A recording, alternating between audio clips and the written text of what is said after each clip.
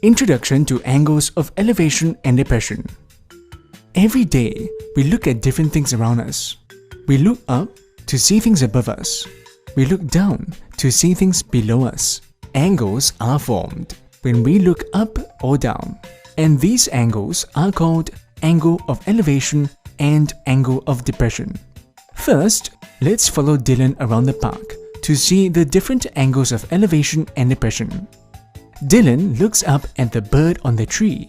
When he looks up, there is an angle formed. Let's find out where this angle is. Remember, Dylan was looking straight like this just now. Then he looked up at the bird. There is an angle here. We say this is the angle of elevation. Elevate means to lift up. With this angle of elevation of the bird from Dylan, he takes a close shot of the bird. Next, Dylan now needs to locate the crocodile farm. He sees a signboard and he tilts his head. Again, there is an angle of elevation of the signboard from Dylan's eyes. Remember, Dylan was looking straight like this just now. Then he looked up at the signboard. There is an angle here. This is the angle of elevation. Dylan cannot see the words clearly. He walks nearer to the signboard. The angle of elevation of the signboard from Dylan increases as he walks nearer to the signboard. There it is. The crocodile farm is over there. He walks to the crocodile farm. At the farm, he sees the crocodile and he looks down at it. When he looks down, there is an angle formed. Let's find out where this angle is. Remember, Dylan was looking straight like this just now. Then he looked down at the crocodile. There is an angle here. This is the angle of depression. Depress means downwards. With this angle of depression of the crocodile from Dylan, he takes a picture of it. He walks a few steps on the platform and sees a mud skipper opening its mouth. That is a rare sight. He tilts his head down to capture the picture. Again, there is an angle of depression of the mud skipper from him. This angle is larger than the angle of depression of the crocodile from Dylan.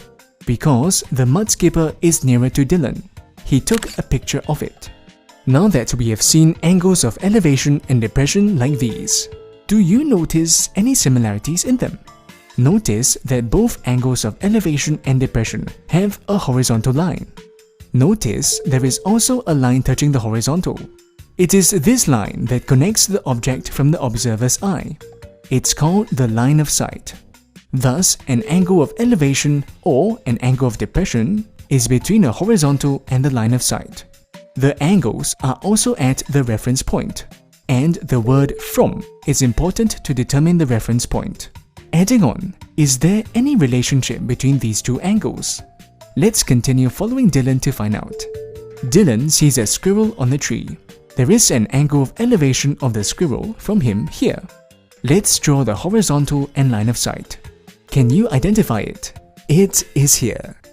Interestingly, the squirrel looks back at Dylan. There is an angle of depression of Dylan from the squirrel. Let's draw the horizontal and line of sight. Can you see it? It is here. Since both horizontals are parallel and are cut by the same line, these two angles are equal. Dylan takes a picture of the squirrel and walks on.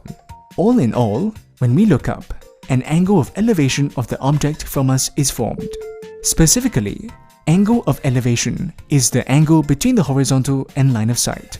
When we look down, an angle of depression of the object from us is formed. And an angle of depression is the angle between the horizontal and the line of sight too.